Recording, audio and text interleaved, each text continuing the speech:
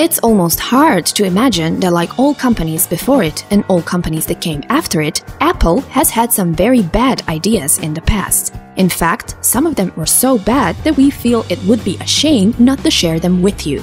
Let's take a look at 7 not-so-brilliant ideas by Apple.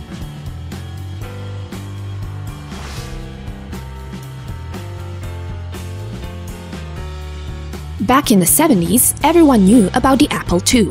The new version that was released in the 80s wasn't as popular, however. First of all, it costed almost $5,000, and second of all, they made it without a fan to keep the machine quiet, which made it overheat. You can tell not many people were pleased to own that one.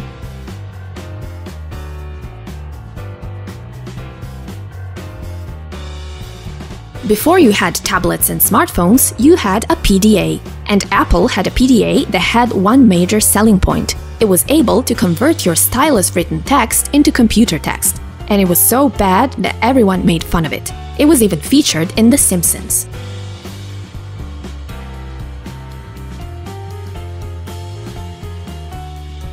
The what now? Exactly. This was Apple's attempt to break into the console gaming market in Japan.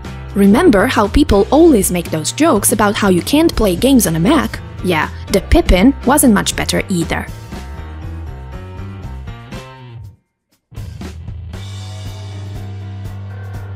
This one was so bad it quickly reached legendary status. Apple made a commercial for the Super Bowl of 1985 where they essentially had some businessmen with briefcases blindly follow each other across a ledge. It was seen as a huge insult to their customers.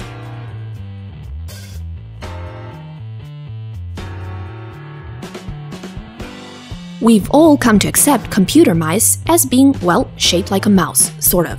But then Apple decided to make a round mouse. And, as you can guess by now, it was deemed very awful for everyday use.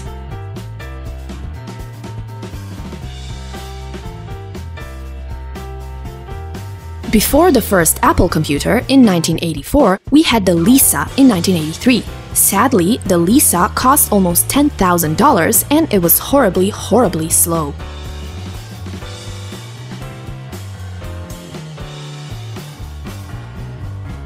After sticking to their Mac operative system and getting rid of Steve Jobs in 1985, Apple wanted to create a new OS that would have backward compatibility with Mac operative system. This project was called Copeland and was abandoned in 1996 after spending millions of dollars on the project and deciding to buy a new OS that was developed by, yep, you guessed it, Steve Jobs. That OS was later released in 2001 as Mac Operative System X. Thank you for watching. Check out other Factopedia videos as well and make sure you subscribe to our channel for more.